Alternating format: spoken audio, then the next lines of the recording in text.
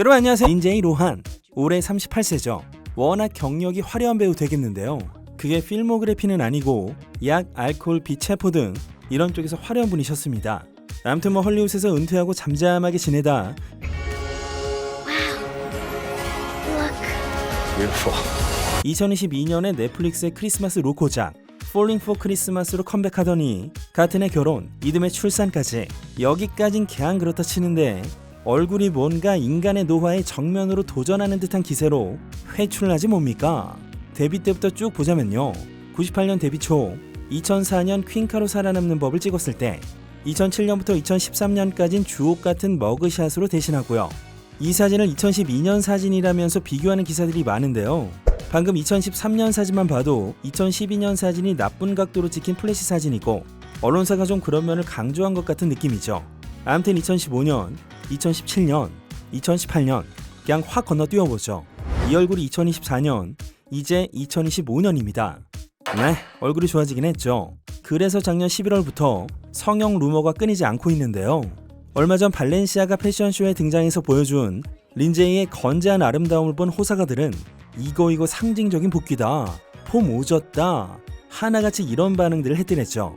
그래서 또 한 번 성형설이 쟁점화되니 린제이가 결국 인터뷰 때 비법을 밝힙니다.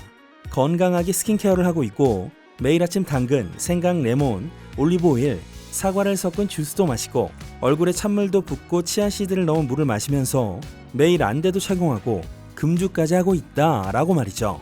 2022년엔 모피어스 A씨라는 시술을 받았다고 코스모폴리탄을 통해 밝힌 적이 있지만 지금은 아니라는 건데, 한가는 헐리우드 셀럽들만 가는 프라이빗 클리닉에서만 받을 수 있는 줄기세포 페이스 리프팅 시술을 받은 게 아니냐 라는 의구심을 제기하는 이들도 있습니다. 미용 목적으로는 FDA 승인이 안 나서 비밀리에 이루어지고 있고 상당히 고가라는데요. 알로어 기사에 따르면 못해도 3에서 5만 달러는 들고 결과는 약 2-3주 후에 나타난다죠. 어쨌거나 린제이 선생님, 일단 저도 술은 끊어보겠습니다. 야, 그거 따지마. 술 안 먹어. 진짜요? 래퍼 에미넴의 음악을 관리하는 퍼블리셔 8마일 스타일이라고 있습니다. 에미넴이 주인장은 아니고요. 에미넴의 프로듀서 팀인 베이스 브라더스가 설립한 회사인데 주옥 같은 초기 명곡들을 다 이 회사가 갖고 있고 관리도 해주고 수익도 에미넴한테 배분해주고 아무튼 그런 회사인데요. 이 회사가 마크 주커버그 메타에 저작권 침해 혐의로 소송을 걸었습니다.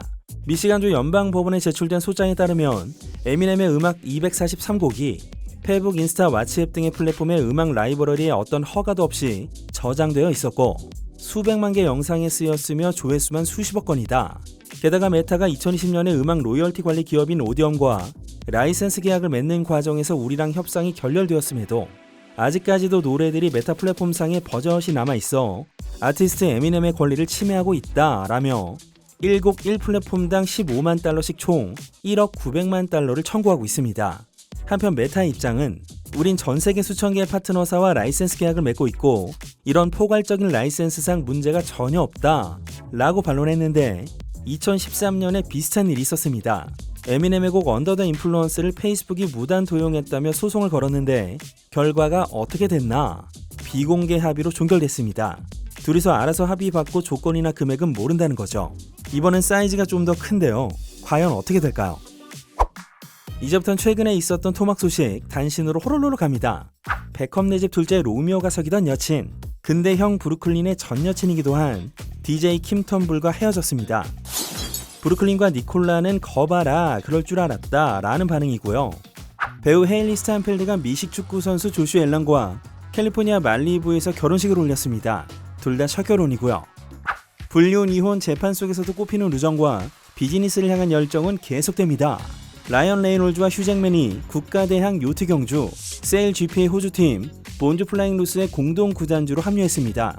팀의 시장 가치가 한화 1천억 정도로 추정됐고 요트 한 대에 100억 정도 한다니 못해도 수백만 달러는 쓴 것으로 보이네요. 라이언은 웨일즈 축구클럽 렉섬 AFC, 포뮬러 1팀 알파인에 이어 세 번째로 스포츠팀에 투자를 했는데요.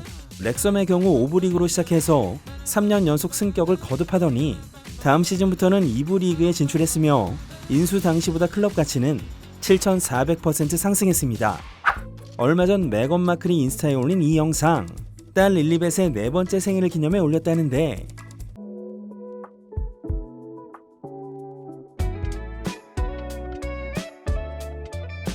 당시 임신 9개월로 예정일을 일주일 넘긴 상태였죠. 이전에 공개된 적 없는 가족 사진들도 대거 공개가 됐는데요. 진정한 가족의 모습이다 라며 긍정적인 반응도 나온 반면 이것 좀 어색하다, 임신이 사실이긴 한가 라며 음모론에 다시 불을 붙였습니다. 과거부터 메건 마클이 자녀들을 직접 출산하지 않고 대리모를 통해 낳았다는 음모론 말이죠. 가수 제시제이가 아주 안타까운 소식을 밝혔습니다. Been going back and forth a little bit on should I share it? I want to, but there's lots of opinions outside, and I've always shared everything that I go through in my life. I was diagnosed with early breast cancer. Cancer in any form, but I'm holding on to the word early. I just wanted to be open and share it. It breaks my heart that so many people are going through so much. 제시가 워낙에 솔직한 편이죠. 2021년에 유산을 밝히기도 했고 I decided to have a baby by myself, and by a miracle it worked for a little while. Yeah, yesterday was fucking. But this year has been hands down the hardest year that I've ever had to get through.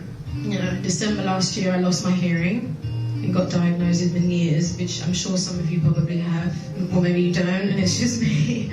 And then I lost my voice, and then I lost my baby. 메니에르병 합병증에도 걸리고 코로나에도 걸린 일을 팬들에게 빠짐없이 알려줬었는데요. 부디 잘 회복되길 바랍니다.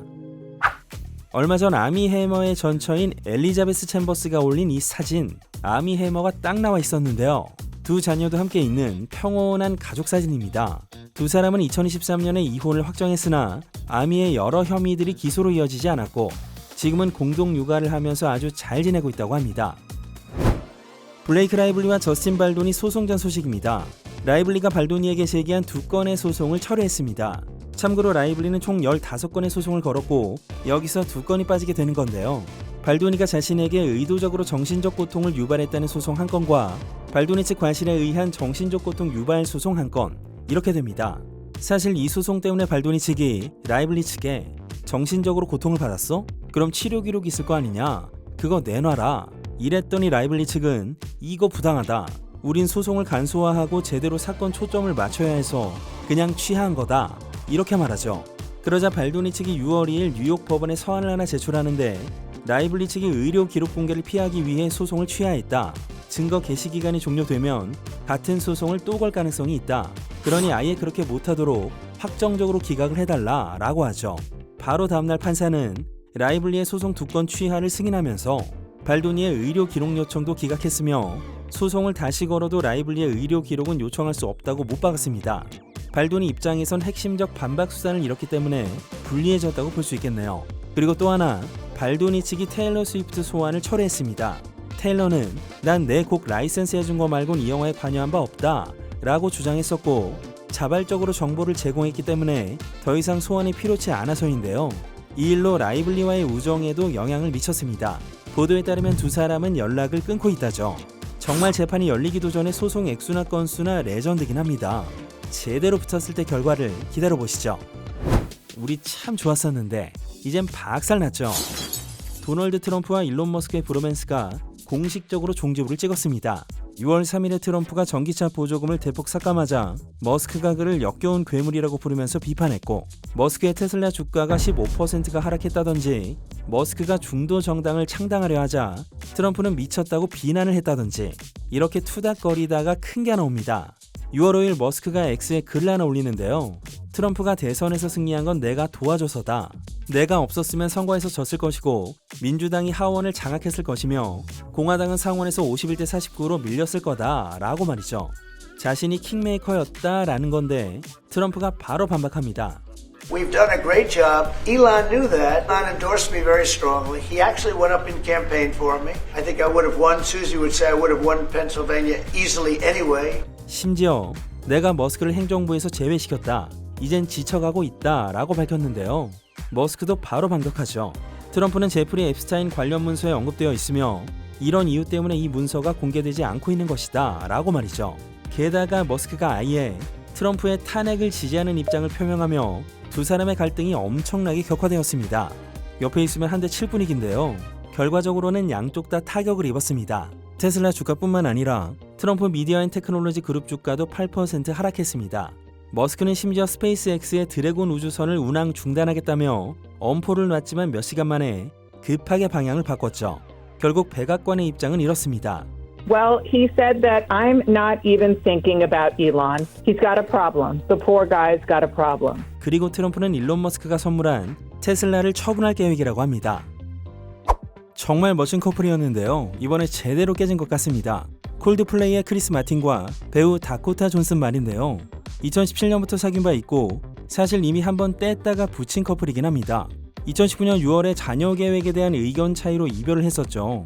당시 크리스는 전처인 기네스 펠트로 사이에서 이미 2자녀를 두고 있었고 다코타와 추가 자녀 계획에 소극적이었는데 다코타는 진심으로 아이를 갖고 싶었던 것이죠. 그때 이 둘을 중재하고 다시 만나게 한 게 크리스의 전처 기네스였습니다. 2020년엔 다코타가 콜드플레이의 크라이 크라이 크라이 뮤비 감독을 하기도 하고 2021년엔 말리부 저택에서 동거를 시작. 2022년 1월엔 Hello, welcome. 다코타의 온라인 인터뷰 도중 크리스가 깜짝 등장하기도 했죠. 2024년 3월엔 두 사람이 비밀 약혼을 한 지 4년이나 됐다는 사실이 보도된 바 있습니다. 그리고 그해 8월 두 사람이 약혼을 취소했다는 보도가 나왔으나 결별설은 부인했죠. 4개월 뒤인 12월 크리스가 롤링스톤즈와의 인터뷰에서 다코타를 가장 친한 친구 중 한 명으로 언급합니다. 그런가 하면 올해 1월엔 콜드플레이 콘서트가 열리는 인도에서 두 사람은 결별설을 일축하듯 함께 있었는데요. 결국 공식 결별, 사실상 확정 보도가 뜹니다. 다코타가 뉴욕에서 제니퍼 로렌스와 만나 시간을 보낸 바로 다음 날 말이죠. 같은 날 LA타임즈 인터뷰가 나오는데 여기서 다코타는 의미심장한 말 한마디를 합니다. 우린 관계에 대해 너무 성급하게 판단해왔다. 2022년 남친의 아르헨티나 공연 때 무아지경으로 빠져들어 춤을 추던 그녀는 비록 자기가 낳은 아이가 아닐지라도 크리스와 기네스의 아이들을 목숨보다 사랑했고 그럼에도 꼭 갖고 싶던 자기 아이를 갖지 못한다는 사실이 정말 힘들었다는데요. 이젠 다코타가 35세, 크리스가 48세, 13살 차이라 한창 일하고 미래를 위해 전력을 다하고 싶은 다코타에 비해 크리스는 이미 가족을 이루고 있다고 생각해 안정된 삶을 추구했다고 합니다. 이런 복합적인 요인이 작용했고 콜드플레이 노래처럼 결국 픽스유하지 못한 채 이별에 이르게 되었네요. 네, 오늘은 여기까지. 일본 로맨스의 거장 미키타 카이로 감독과의 귀한 인터뷰가 공개되었고 지금 극장가에서 가장 뜨거운 영화죠. 드래곤 길들이기 실사판 리뷰도 함께 즐겨주시면 좋겠습니다. 그리고 김효쾌의 팟캐스트 필름보이즈 시즌2가 오늘부로 오픈했습니다. 자세한 내용은 고정 댓글을 참고해 주시고요. 놀러 오셔서 청취해 주시면 정말 감사하겠습니다. 그럼 지금까지 주간 김효쾌 K졌습니다. feeling complete, thinking about you.